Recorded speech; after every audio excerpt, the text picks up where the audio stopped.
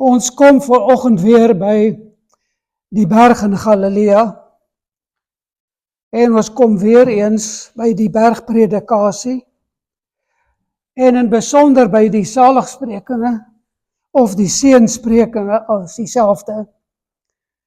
En ons hoor die stem van ons Heiland, ons Redder, ons Saligmaker, Jesus Christus, waar hy aan sy disippels, sy volgelinge, die beginsels, die manifest, die grondwet van die Koninkryk van God oordra. Kom ons lees dan uit Matteus 5 vanaf vers 1 vers 12, soos dit ook op die bulletin staan. Matteus 5 vanaf vers 1 tot 12.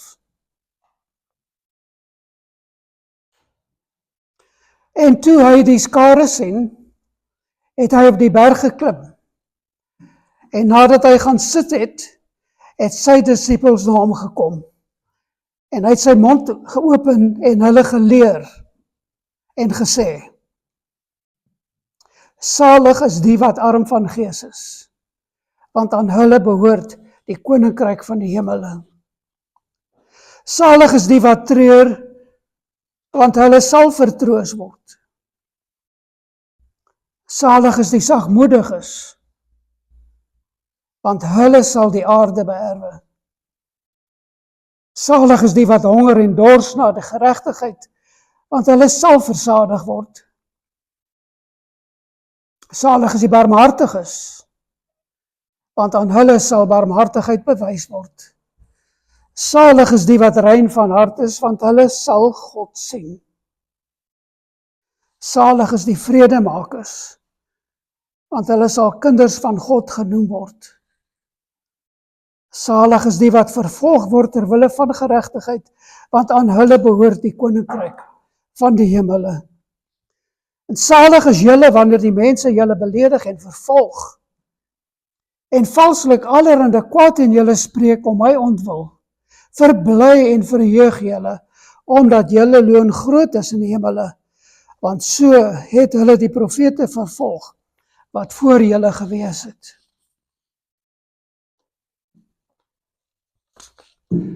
Geliefdes, vanoggend wil ek ter afsluiting van hierdie baie kort reeks, hierdie 8 saligsprekinge binne die groter konteks van God se woord beskou. Ons het reeds indringend na die eerste 2 gekyk. En vandag gaan ons nommers 3 tot 8 bestudeer en ook kyk na die toepassing daarvan, wat dan ter inleiding net 'n kort hersiening. Nou, soos ek verlede keer gesê het, ons leef in 'n unieke historiese tydperk, die tyd tussen die hemelvaart van Christus, wat ons verlede Sondag gedenk het, en sy verwagte wederkoms, wat enige dag kan wees, en niemand weet wanneer nie. In hierdie tyd van afwagting, hierdie vensterperiode, voel dit vir ons asof die wêreld al hoe meer in chaos verval. Daar is groot morele verval. Reg en verkeerd word 'n kwessie van opinie. Boosheid vier hoogtyd. En die stem van God word al hoe meer onderdruk. Ek het byvoorbeeld uit 'n redelike betroubare bron verneem van die grootste alfabetbyeenkoms, daardie LBGQT groep wat die volgende week beplan hulle in Israel die grootste byeenkoms ter wêreld. Presies daar waar Sodom en Gomorra was, daar word hierdie ding beplan. Die boosheid neem toe. Kan ons dit verstaan? Sien ons dit in? Sien ons dit ook in ons eie geleedere, in hierdie dorpie waar ons woon, in ons land, maar ook weier in die wêreld. En intussen word Christene al hoe meer vervolg, op groter skaal vervolg. Kerke word al hoe meer afgebrand. En die groot vyand van die Christendom, die moslems, waaruit die antichrist gaan kom, is besig om die wêreld te verower. Dis in Europa, dis in Amerika, dis wêreldwyd. En as ons dan nou na hierdie kyk, en ek kan nog soveel meer hieroor sê, maar hierdie is genoeg Dit is 'n droewige prentjie, geliefdes. Maar daar is goeie nuus ook. Paulus sê in 2 Timoteus 3, in die laaste dae sal swaar tye kom. Mense sal liefhebbers van hulself wees, ondankbaar, onheilig, wreed, meer liefhebbers van genot as liefhebbers van God. Maar dan voeg hy later in 2 Tessalonisense, waarsku hy dan ook, eers moet die afval kom. Hierdie dinge moet gebeur. Die verborgenheid van die ongeregtigheid is al in die werk. Dis dinge wat aan die werk is en dit moet gebeur. En dan kom Jesus en ons luister na Jesus, Matteus 24 vers 9 en 12, waar hy dan ook waarsku, hulle sal julle aan die verdrukking oorgee, en omdat die ongeregtigheid vermeerder word, sal die liefde van baie verkoel. Met ander woorde, baie wat hulle self as gelowiges beskou, bevind hulle al hoe meer in die kraal, wie se liefde vir Jesus en vir sy kerk afgekoel het. Dit is nie meer wat dit was nie. Met ander woorde, die Bybel, God se woord, en hier is die goeie nuus. Die Bybel, God se woord, is absoluut waar. Want wat ons nou sien en beleef, is presies wat God vooruit in sy woord gesê het. Dis die goeie nuus. Ons kan die Bybel vertrou. Dit wat die Bybel gesê het gaan gebeur, is besig om te gebeur. Een van die werklik groot Christen-filosofe, Francis Schaeffer, het jare gelede die vraag gevra, wat vandag nog skerper sny as ooit. Hy het 'n reeks gemaak wat baie indringend gekyk het na sy tyd, maar wat net so geldig is in ons tyd, en dit was die reeks wat hy gemaak het, onder die titel van How Then Should We Live? Or How Should We Then Live? As hierdie dinge waar is, en ons praat van Schaeffer se tyd omtrent 50 jaar terug, as dit waar was dan, wat van nou? Hoe moet ons nou lewe? Dis 'n dringende vraag, geliefdes. Dis 'n baie dringende vraag. Hoe leef 'n gelowige in 'n wêreld wat sy anker verloor het? Wat nie meer op die vaste fondament van enigiets staan nie. Geen waardes, geen van daardie dinge nie. Hoe leef 'n kerk in 'n kultuur van eksterne en interne verval en aanvalle, en van ignorering van die Bybel as die enigste riglyn vir geloof en die lewe? Met ander woorde, die vraag wat na elkeen kom, is die Bybel nog waaragtig vir jou as gelowige? Die enigste riglyn vir geloof en vir jou lewe. Hoe leef gelowiges in 'n tyd waar mense hulle self ekskuus tog, as die maatstaf van alles sien. Die mens word die maatstaf van alles. En alles is relatief tot die mens. En dit hang net af wie jy is, en jy sien alles relatief tot jou. Terwyl die gelowige sien hom altyd relatief tot God, en waar hy staan en waar hy lewe in sy lewe tot God. Waar staan hy teenoor God? Dit is altyd die maatstaf vir die gelowige. So dis die vraag.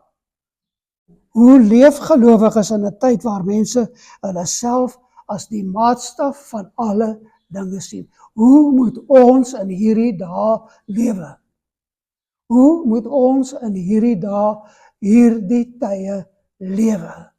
Dit is die vraag, geliefdes. Dit is die vraag wat elkeen van ons moet beantwoord.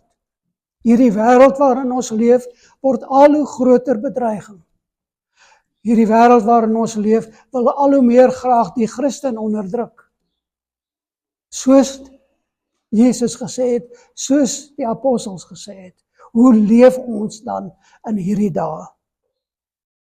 En dit is presies die antwoord wat Jesus vir ons in die saligsprekinge gee. Matteus 5 vers 1 tot 12 is Jesus se antwoord op daardie vraag, hoe leef ons vandag as gelowiges? Dit was nie net vir die gelowiges van daai tyd nie. of deur die eeue nie, vir vandag, die gelowige van hierdie dag. Dit is hoe hy wil hê dat ons moet lewe. En die riglyne wat Jesus gee, moet ons verstaan, is nou meer as ooit van tevore in botsing met die tydsgees, met die wêreld waarin ons leef. So elke dag gaan daar groter en groter druk op ons wees om nie so te lewe nie, om nie die Bybel as ons enigste maatstaf te hê nie. Die druk word elke dag groter op elke terrein waar ons onsself bevind. En ek wil julle nou net terugneem na die eerste boodskap oor die saligsprekinge, waar ek die definisie soos volg gedefinieer het, en onthou julle dat salig of geseënd, daar die Griekse woord makarios, beskryf die goddelike welstand wat God oor 'n mens uitspreek. Die goddelike welstand, die goddelike welsyn wat God oor 'n mens uitspreek. Wat God oor 'n mens se lewe gebied.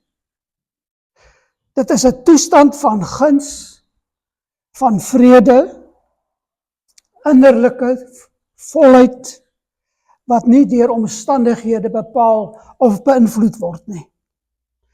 Dit is die lewe onder God se seënende aansig. Die lewe onder God se seënende aangesig, ekskuus. Dit is juist daarna waarna Dawid verwys het toe hy gesmeek het in Psalm 51, dat God sy hart sal reinig, dat God sy gees nie van hom sal wegneem nie, dat God die vreugde van sy heil, van sy redding sal herstel. Dit is die produk van hierdie saligsprekinge. Wanneer dit waar is, dan is hierdie waarvoor Dawid gebid het, ook waar. Met ander woorde, salig is dan die mens wat hierdie seëninge waarvoor Dawid gepleit het. En salig is die mens wat Jesus gesê het hoe die saligsprekinge werk, as dit waar is in die mens se lewe. Daardie mens in wie God 'n woning het. Daardie mens in wie God 'n woning het. En hier is dan nou die verdere goeie nuus. Hier in die seënsprekinge beskryf Jesus self waarna die gelowige moet streef om daardie makarios, daardie geseëndheid te beleef. En die riglyne wat hy gee, wil ek weer sê, is 100% teenoorgestel van die wêreld se reaksie of optrede teenoor die gelowige in die besonder en die wêreld in die algemeen.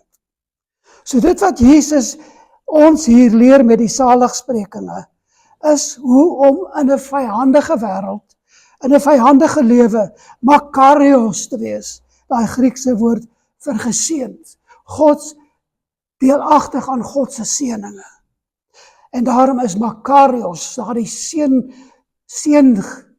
geseënd wees van God, is radikaal anders as wat die wêreld sy guns en sy welsyn beloof. As 'n gelowige die stand van sy geloof wil bepaal, behoort hy te kyk na die mate waarin sy hart die seënsprekinge van Jesus begeer in sy lewe en dit begin uitleef. Maar hoe weet ek dat ek 'n gelowige is? Lees Matteus 5 vers 1 tot 12. Is dit die begeerte van jou hart om so te wees? Om daardie dinge te hê wat Jesus sê, jy is wanneer jy geseënd is. Is dit waarna jy begeer? Is dit jou ware strewe in die lewe om so te lewe? As dit is, en ek praat nie van hoe ver jy daarin slaag nie, maar as dit die begeerte, die strewe van jou lewe is, dan is jy 'n gelowige. Hierdie uitsprake van Jesus, hierdie lering van Jesus, wys nie net hoe 'n Christen behoort te leef nie, maar waarna 'n wedergebore hart hunker. Dis sy allergrootste begeerte in hierdie wêreld. En as dit dan reg verstaan word, sny dit deur murg en been van hierdie wêreldse menswees. Dit staan lynreg teenoor die wêreldse menswees. En ons moet verstaan, in elke situasie waar ons in die wêreld gaan bevind, gaan hierdie Makarios, hierdie Makarios mooi, dis die meervoud, gaan dit teenoor die wêreld staan. En dit is wat ons moet verstaan. En ons moet dit erken.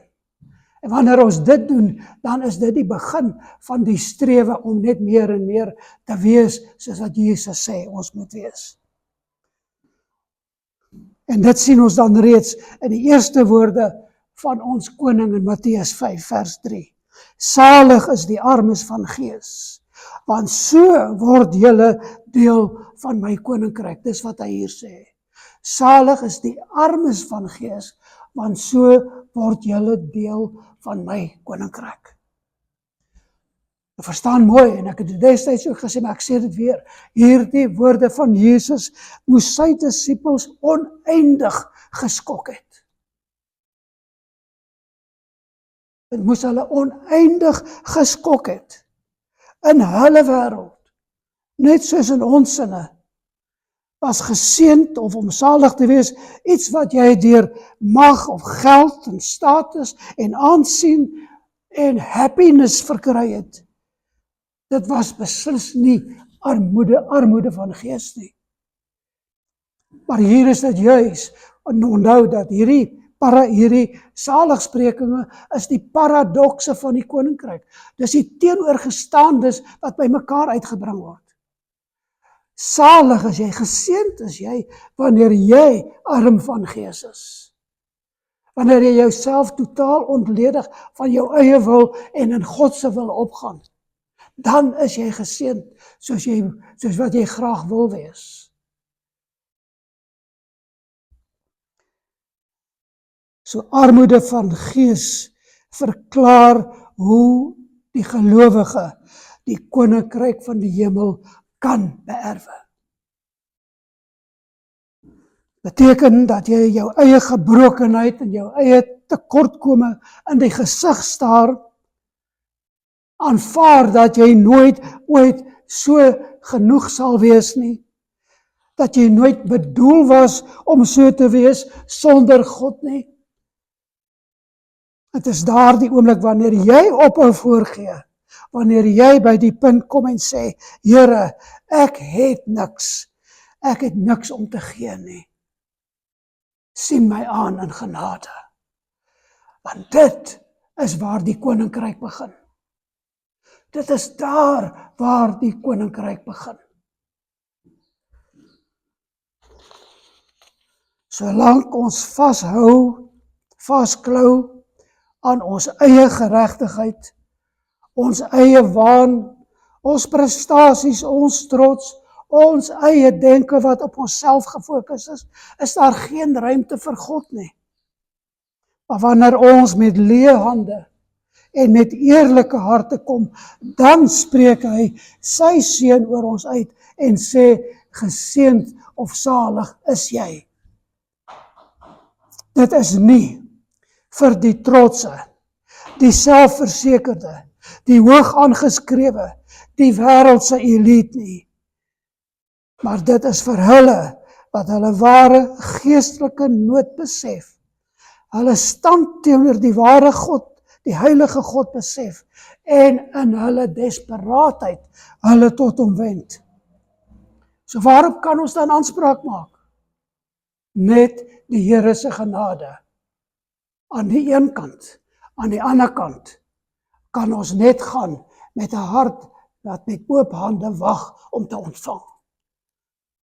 'n Leë hande, maar wat wag om van die Here sy genade, sy seën, sy liefde te ontvang. Dit is armes van gees. Niks van onsself nie. Alles van die Here. Dit is waar ons redding begin. Dit is waar die koninkryk begin. Op geen ander plek nie. Dit was maar net 'n herinnering aan haar eerste boodskap. Die tweede saligspreking in die volgende boodskap vind ons in vers 4, Matteus 5 vers 4. Salig is die wat treur, want hulle sal vertroos word. Salig is die wat treur, want hulle sal vertroos word. In hierdie wêreld word daar gevlug vir hartseer. Doen alles in die wêreld se vermoë om weg te kom van hartseer en pyn. Maar wat doen Jesus hier? Hy noem ons pyn geseënd. Geseënd. Nie omdat pyn goed is nie, maar omdat dit ons oopmaak vir God. Dit open die weg na God. Daardie pyn wat ons in en deur die lewe ervaar. Maar dit is wat God dan ook heel dikwels gebruik om ons na hom toe te trek. Hy praat hier dan ook van meer as net fisiese pyn. Hy praat van die geestelike pyn wat met baie van die wêreldomstandighede ook ons wêreldomstandighede gepaard gaan. Die dieper pyn, die dieper rou oor sonde, oor onreg, oor 'n skeefgetrekte wêreld wat God haat en wat meedoen om God en sy koninkryk af te takel, af te breek. Dit is die pyn waarvan Jesus hier praat. Daardie oomblik wanneer jy by die smartlike besef kom van wat jy verloor het in die lewe, alreeds verloor het, en wat jy nog besig is om te verloor, en besef goed, daardie oomblik is nie swakheid nie. Dit is die waarheid. Dis die waarheid. En Jesus sê, by daardie oomblik begin die vertroosting. Daar begin die vertroosting. Dis soos Dawid in Psalm 34:19 sê, die Here is naby die gebrokenes van hart, en hy verlos die wat verslaaf van gees is. En Dawid was dit. Toe hy besef wat sy sonde teenoor die mense rondom hom was, beginnend by sy eie gesin, en dan met Batseba en al daardie sondes wat hy begaan het, in die proses van sy eie wil afdwing. Daardie oomblik het hy teruggegaan, en hy het daaroor berou gehad, en dis waarom hy sê, die Here is naby die gebrokenes van hart. So as ons nie daar begin nie, geliefdes, dan moet ons weet, ons sny onsself af van die seën van die Here. Ons moet met 'n gebroke hart begin. En dit is 'n gebroke hart oor die sonde wat voortdurend in ons lewens is, want ons is nog nie perfek hier op aarde nie. En solank as wat ons lewe, moet daar by ons die gebrokenheid wees oor die sonde wat in ons lewens is.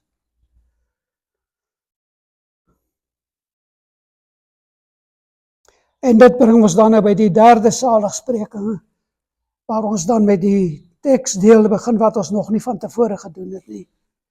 Kom ons kyk weer na vers 5. Salig is die sagmoediges, want hulle sal die aarde beerwe. Sagmoedigheid. Sagmoedigheid.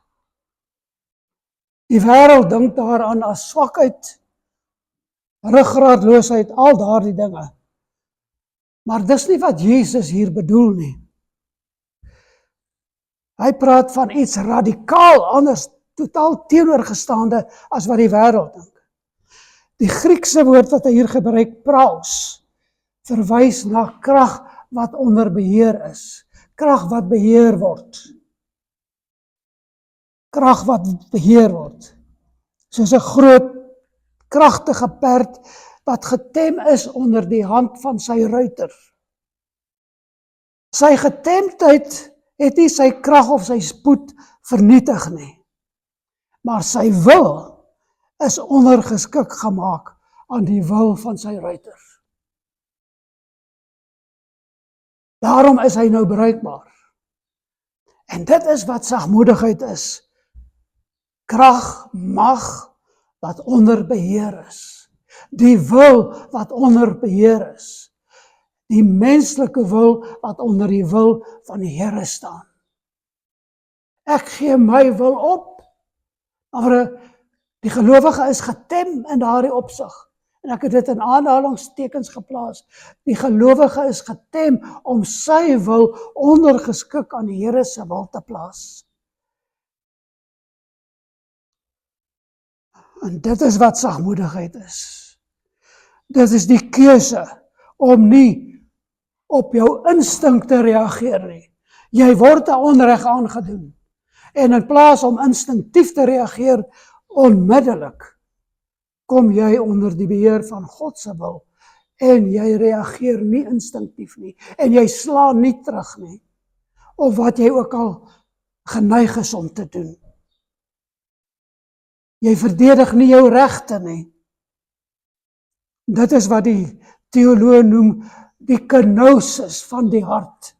Die kenosis van die hart. En wat dit beteken?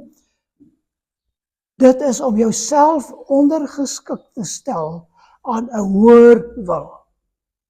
Om jouself ondergeskik te stel aan 'n hoër wil. En daar's geen beter voorbeeld as Jesus nie. Filippense 2 vers 6 tot 8 som ek kortliks op, wanneer hy sê, Christus het homself ontledig. Waarvan? Van sy eie wil. En die gestalte van 'n diensknegt aangeneem, en hy was gehoorsaam tot die dood toe. Hy wat God was, het sy wil prysgegee, en die wil van die Vader gevolg. En hy was gehoorsaam tot die dood. Dink aan daardie tonele van Jesus op Getsemane. Hy wat legioene kon roep om hom te verdedig. Hy kies om homself weerloos te stel. Dis hy wat vir Petrus sê, sit jou swaard terug. Hy wat die geskiedenis kon verander, onderwerp sy wil aan die krag van die Vader. Sagmoedigheid is dus nie die afwesigheid van krag nie. Verstaan mooi. Dit is die onderwerping van krag aan die wil van die Vader. Onderwerping van jou wil aan die wil van die Vader. En kyk wat Jesus beloof. Hulle, die sagmoediges, die wat hulle wil aan die wil van die Vader onderwerp, hulle sal die aarde beerwe. Hulle sal die aarde beerwe. Nie deur geweld of manipulasie of bedrog of stryd of enige van daarin nie.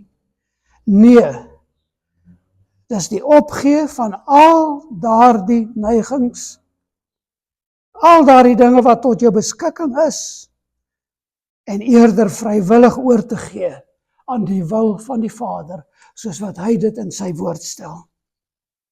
Psalm 37, die sagmoediges sal die aarde besit en hulle verlustig in groot vrede.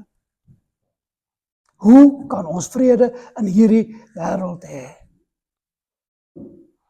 Hoe kan ons vrede te midde van hierdie wêreld hê? En ek praat van elke stryd waarin jy jouself bevind. Daar in jou huis tot by die oorlog tussen Amerika en Iran en daai. Hoe kan jy vrede hê? Deur jou wil te onderwerp aan die wil van die Vader. En wanneer jy jou ook al in watter situasie bevind, om te sê, Here, ek gaan nie terugslaan of skop of reageer nie. Ek gee my wil op, sodat daar vrede kan wees. Daardie vrede wat ek het, wanneer die aarde myne is. Myne is. En my wil ondergeskik is aan U. En daarom moet ons verstaan dat sagmoedigheid hierdie uiters belangrike eienskap wat Jesus hier beskryf, is die gom, dit wat die koninkryk saambind, die gom van die koninkryk. Dit is die gom van die kerk van Jesus Christus, dwars deur die wêreld. Dit is waarom wanneer jy ook al in ander dele van die wêreld kom, en jy met gelowiges te doen het, is daar die gom wat jou aan mekaar vasbind, daar die eenheid van gees, die eenheid van hart. Dis die gom van die gemeente, dis die gom van die huwelik, dis die gom van die gesin, waar niemand hoef te wen nie, waar niemand homself hoef te bewys nie.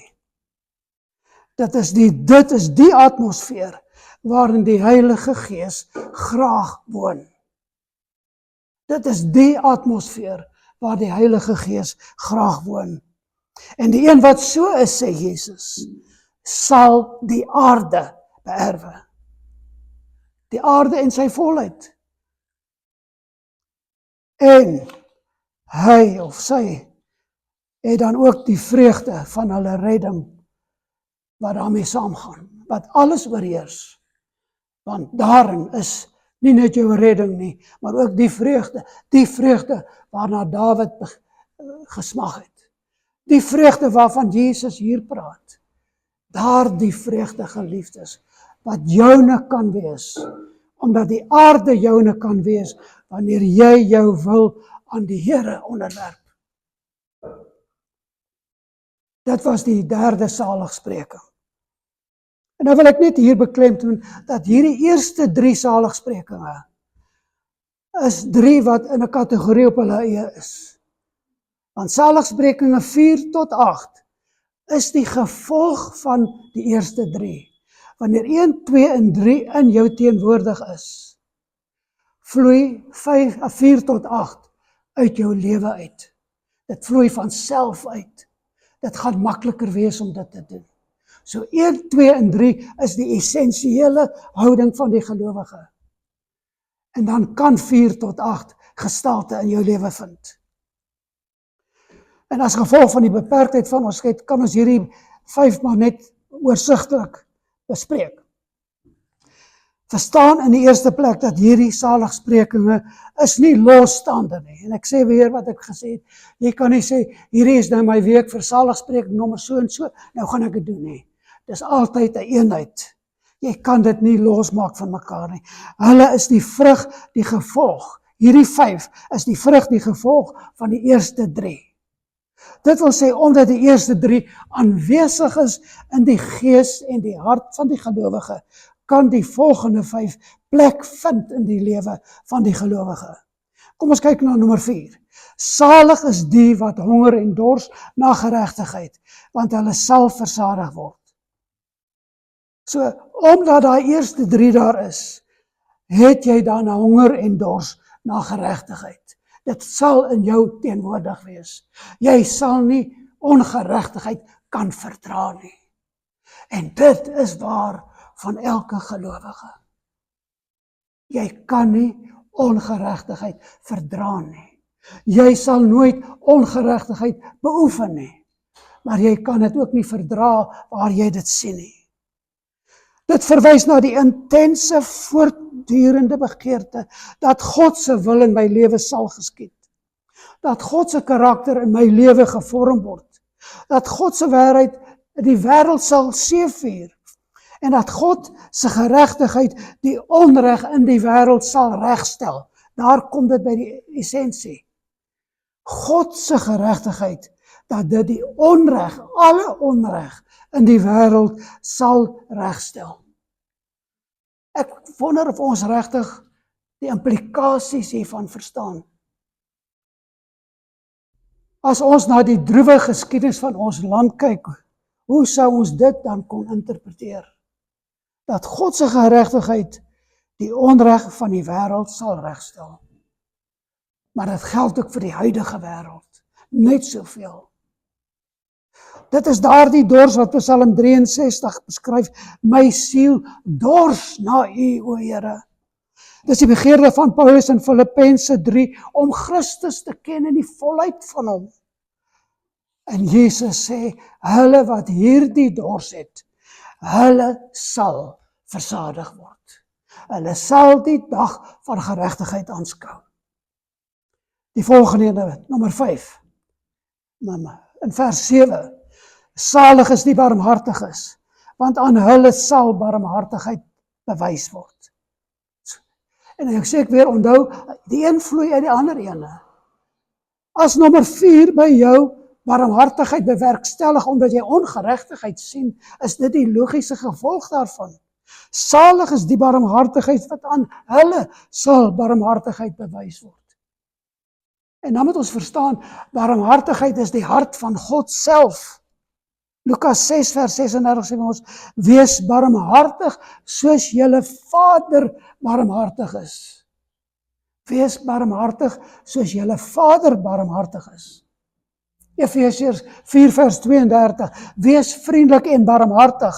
En hier kom dit by die essensie, vergewe mekaar soos God julle vergewe het. Maar jy gaan nooit ooit 'n grief in jou hart dra nie.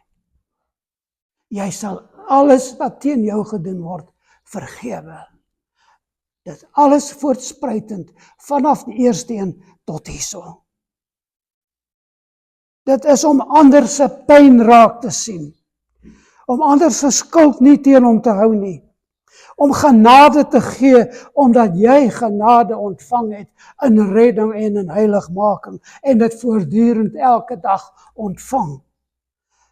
Want van hulle sê Jesus, aan hulle wat so is, sal barmhartigheid bewys word. Kan ons argeloos lewe? Kan ons lewe asof dit wat ons doen nie saak maak nie? Nommer 6, Matteus 5 vers 8, salig is die wat rein van hart is, want hulle sal God sien. En dit beteken nie volmaaktheid nie, maar dit beteken wel 'n onverdeelde hart, 'n begeerte om rein te wees. 'n oorwegende, oorweldigende begeerte om onverdeelde trou aan God en sy koninkryk beginsels te hê. Dit beteken nie skynheiligheid nie, maar egtheid van hart. Nie dubbele agendas nie, maar 'n enkelvoudige toewyding, soos wat in Psalm 24 beskryf word. Hy wat rein van hande en suiwer van hart is. Hy doen niks doelbewus verkeerd nie. Want hy het 'n suiwer hart. Dit vloei uit 'n suiwer hart. Psalm 51, weer Dawid, daardie absolute Makarios verse van Dawid, skep vir my 'n rein hart, o God. Jakobus 4 vers 8, reinig julle harte. As jy agterkom, jy is so, reinig jou hart, gaan na die Here, vra vergifnis. Reinig julle harte, julle dubbelhartiges. Nou, maar dit is een ding wat ons van die Christen gaan sê, hy is nooit ooit dubbelhartig nie. Ek het nie een kant 'n hart vir die Here en aan die ander kant het ek 'n ander hart vir my naaste nie. Wat is die belofte hier? Hulle sal God sien. Nommer 7, vers 9. Salig is die vredemakers, want hulle sal kinders van God genoem word. Salig is die vredemakers, want hulle sal kinders van God genoem word. Nou verstaan baie goed, die vredemaker is nie die konflikvermyder nie. Dis nie wat dit beteken nie. Dis nie die konflikvermyder nie. Die vredemaker is mense wat in die konflik instap en 'n brug bou waar daar 'n kloof is. Om 'n brug te bou waar daar 'n kloof is. Hulle dra die vrede van Christus in, waar daar gebrokenheid, gebroke verhoudings is. Paulus in Romeine 12 vers 18, so ver as dit van julle afhang, julle gelowiges, leef in vrede met alle mense, strewe dit na. Efesiërs 2 vers 14, hy is ons vrede, wie? Ons Vader Ons Here is ons vrede, want in hom het ons vrede, en dit is die vrede wat ons met alle mense wil hê. Ek sê weer, dis die een wat in die situasie instap en die brug bou waar daar 'n kloof is. En as jy aan die ontvangkant daarvan staan, maar as jy aan die kloofkant staan, dat jy gewillig is ook dan om saam te werk, om die kloof te oorspan. Nommer 8, is verse 10 tot 12. Verse 10 tot 12, salig is die wat vervolg word, terwille van geregtigheid. Terwille van geregtigheid, want aan hulle behoort die koninkryk van die hemele. Salig is julle wanneer die mense julle beledig en vervolg. Maar dit is een in terme van die hele konteks. En dan sien ons hierso, geliefdes, dat wanneer ons vervolg word, of wanneer ons onsself bevind in uiters moeilike omstandighede, as gevolg van die feit dat ons standpunt inneem teen die wêreld, of nie met die wêreld wil saamgaan nie, al is dit nou watter situasie, dat jy standpunt inneem vir die Here in daardie situasie, wanneer jy daar vervolg word, verstaan dat dit nie 'n vervloeking of straf van God is nie. Inteendeel, hier volgens moet ons dit verstaan as 'n bevestiging dat ons 'n aanstoot is vir die wêreld. Dat wie of wat jy is, hoe jy is nie vir die wêreld aanvaarbaar nie. En hulle gaan teen jou kom. En hulle gaan jou vervolg. En hulle sal alles in hulle vermoë doen om jou onder te kry. Met die mond of met die vuis of met watter metode ook al. Verstaan dat jy 'n aanstoot is vir die wêreld. Maar dit sê nie, nou moet jy terugtreë en in jou dop gaan kruip nie. Jy moet bly staan vir wat jy is. In die grootste sagmoedigheid en nederigheid en die hele spul saligsprekinge. Jy moet. Jy kan nie wegskram en jy onttrek nie. Jy bly staan waarvoor jy staan. Jy bly dit nastreef wat jy nastreef. Wat volgens die wil van die Here is. 2 Timoteus 3 vers 12, almal wat godvrugtig wil lewe, sal vervolg word. Johannes 15 vers 20, sê Jesus, as hulle my vervolg het, sal hulle julle ook vervolg. Eintlik sê hy hier, julle moet vervolg word as julle myne is. Verstaan mooi, jy moet vervolging ondergaan. Anders is daar 'n probleem met jou. As jy net vriende met die wêreld is daar 'n probleem. 1 Petrus 4 vers 14, as julle beledig word ter wille van Christus, is julle geseënd, is julle salig. En wat sê Jesus hieroor? Verbly en verheug julle, want julle loon is groot in die hemele. Die laaste deel, verbly en verheug julle, want julle loon is groot in die hemele. Geliefdes, ek sê weer, saligsprekinge is nie 'n lys nie. Ons moet dit eerder sien soos 'n leer, 'n trap leer, die een volg op die ander. Maar die onderste trappe moet daar wees. Inteendeel, soos ek reeds verduidelik het, daar die eerste 3 trappe is die essensiële, die nodige wat tot absolute redding lei. Dit is waarin die koninkryk gelees. En dan gaan die volgende, gaan daarop volg.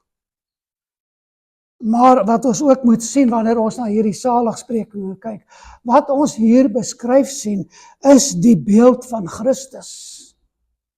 Dit is die beeld van Christus. Dit is dan ook die karakter van die bruid van Jesus Christus, die gemeente. Dit is die lewe van die koninkryk. Dit is hoe dit moet wees. Ek sê weer, dit is hoe dit moet wees. Maar, let wel, dit is ook onmoontlik in ons eie krag. Dit is onmoontlik in ons eie krag. Nie een van ons kan dit uit eie krag doen nie. Nie een van ons kan hierdie leer klim sonder die genade van Jesus Christus nie. Maar ons word verseker deur Paulus in Filippense 1 vers 6, naamlik dat hy wat 'n goeie werk in julle begin het, maar jou tot redding gebring het, sal dit voltooi. Hy sal jou verder neem op die trappe van die leer. Wie gaan dit doen? Christus gaan dit doen. Dis die enigste manier hoe ons hierdie kenosis gesindheid kan bereik, ons onderskikking aan die wil van die Vader. Hoe gaan hy dit doen? Hoe gaan Filippense 1 vers 6 plaasvind in ons lewens? Wanneer ons wil onderskik aan die wil van die Vader, soos dit hier beskryf is. Dat ons in absolute reinheid, gefokusheid, eenhartigheid gefokus sal wees om dit te wees. Paulus beskryf dan juist verder in die Filippense brief in vers 13 van hoofstuk 2, Filippense 2:13, want dit is God wat in ons werk om te wil en om te doen. God gaan vir die ware gelowige die begeerte gee om so te wees. Weereens kom dit terug by wat ek gevra het. Hoe weet jy dat jy 'n ware gelowige is? As dit jou begeerte in die lewe is om so te wees. As dit jou strewe is, jou heelhartige strewe is om so te wees. Maar geliefdes, ons besef ons leef nie in isolasie nie. Ons leef in hierdie wêreld waar ons enigste krag om teen die wêreld te staan alleenlik in God gevind word. Ons sal nooit die wêreld kan oorwin in ons eie krag nie. Maar wanneer ons hierdie saligsprekinge volg, dan kan ons die wêreld ook oorwin. Maar daar's nog meer. As gelowiges, as gemeente, as kerk, leef ons ook nie in isolasie nie. Ons leef in 'n gemeente waar ons mekaar dra en mekaar bemoedig, mekaar help en mekaar aanspreeklik hou. Of liewer, ons moet dit doen. Dit is waarvoor God ons aanspreeklik gaan hou. Maar dan vind ons ook weer eens in die woord van God die krag wat ons nodig het om ook dit te doen. Om mekaar ook aanspreeklik te hou, om mekaar aan te moedig, om mekaar te bemoedig, om mekaar te versterk en te beraad en waar ons ook al kan mekaar te help. Hebreërs 10 vers 24 en 25. En hoor wat sê hy. Hebreërs 10, 24 tot 25. Laat ons op mekaar ag gee. Laat ons op mekaar ag gee. Wat beteken dit? Om te kyk wat aangaan in jou lewe, in mekaar se lewens. En empatie en simpatie te hê met daardie mens wat jou broer en suster is. Om te help waar jy kan. Om te versterk waar jy kan, om te bemoedig waar jy kan. Selfs al kos dit jou wat. Ook daardie situasies waar dit van jou verg om absoluut jou eie wil prys te gee en die wil van die Vader te volg. En laat ons op mekaar ag gee en mekaar aanspoor tot liefde en goeie werke. Mekaar aanspoor tot liefde en goeie werke. En laat ons onderlinge byeenkoms nie versaak nie. Nou, ons woon die byeenkomste van die gelowiges by. En vermaan mekaar. En dan eindig hy hierdie vermaning, hierdie aanmaning, hierdie waarskuwing met hierdie woorde, en dit al hoe meer, of des te meer, na mate julle die dag sien nader kom, met andere, soos wat jy sien, dat die tye al hoe meer word, soos die eindtye word, wat in die woord beskryf word. Daarom is dit noodsaaklik, dat jy nie moet dink, jy het nog môre om ook reg te maak of iets nie. Jy moet dit reeds vandag doen. Jy wag nie tot môre nie, want jy weet nie of jy nog môre gaan hê nie. 1 Tessalonisense 5 vers 11 sê, bemoedig mekaar en bou mekaar op. Jakobus 5 vers 16, bely julle sondes teenoor mekaar en bid vir mekaar. En so sien ons dan, geliefdes, dit is die gemeente van Christus. Nie net hier nie, maar ook ons gemeenskap met ander gelowiges. Is 'n liggaam wat saam leef, saam groei, saam dra, saam heilig word met 'n baie spesifieke oogmerk. Soos Paulus dit in Romeine 8 vers 29 stel. Hy het ons verordineer om gelykvormig te wees aan die beeld van sy seun. As ons dan gelykvormig aan Jesus wil wees en moet wees, meer soos Jesus moet wees, dan is dit met ander woorde wat ons moet doen. Want dit is God se doel met ons, om soos Jesus te wees. Daar's nie plek in ons lewens vir kleinlikhede, of kleinlike oogmerke, of ideale, of begeertes, sulke goed nie. Hierdie is die agenda vir die gelowige.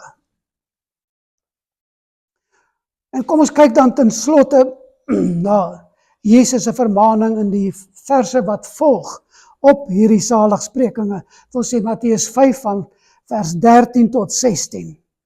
En hoor wat Jesus hier sê. Miskien sal ek nog eendag die geleentheid kry om net hieroor ook 'n boodskap te bring. Matteus 5 vers 13 tot 16. Julle is die sout van die aarde. Julle, die gelowiges. Julle is die sout van die aarde.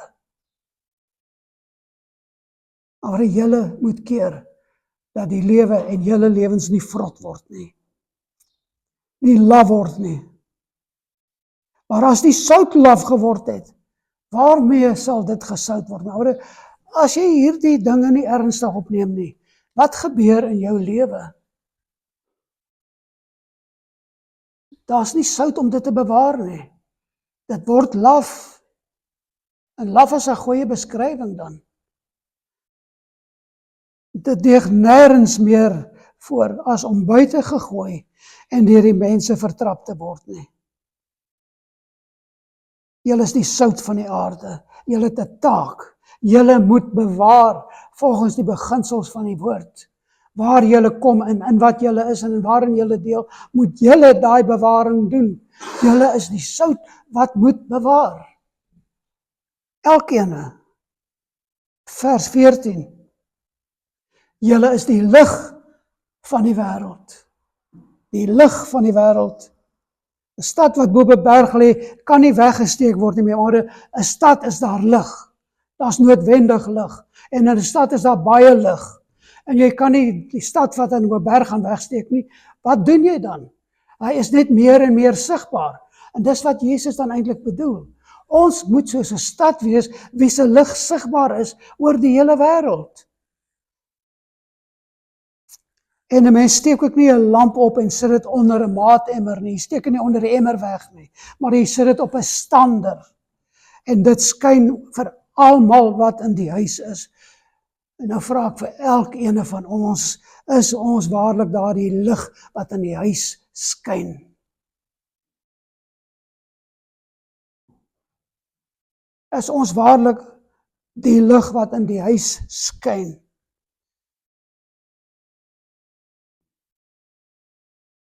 Vers 16. Laat julle lig so skyn voor die mense, dat hulle julle goeie werke kan sien en julle Vader wat in die hemele is, verheerlik.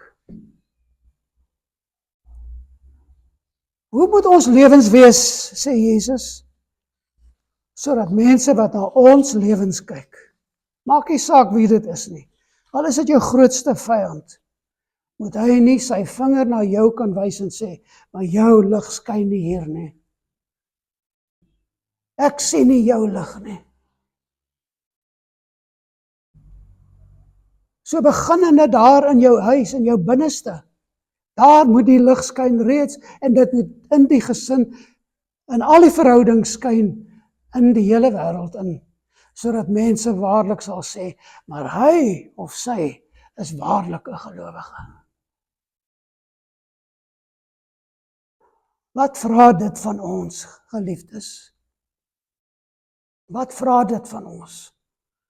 Om ons wil, ons begeertes, ons strewes op elke terrein van die lewe op te gee en die wil van die Vader op daardie spesifieke terrein uit te leef, sodat ons die sout kan wees en sodat ons lig kan skyn. Dis nie maklik nie, maar ek het reeds gesê, ons krag gaan nie uit onsself kom nie. Dit kom van die Here, deur sy woord en deur sy gees. Mag die Here ons die krag gee om waarlik soos Jesus te wees. En ons beeld daar in ons binnekamer, in die huwelik, in die gesin, in die gemeenskap, in die kerk, oral uit te dra die beeld van Jesus, want dit is waarvoor ons geroep word. En ons sal die krag by hom vind om dit te doen. Amen.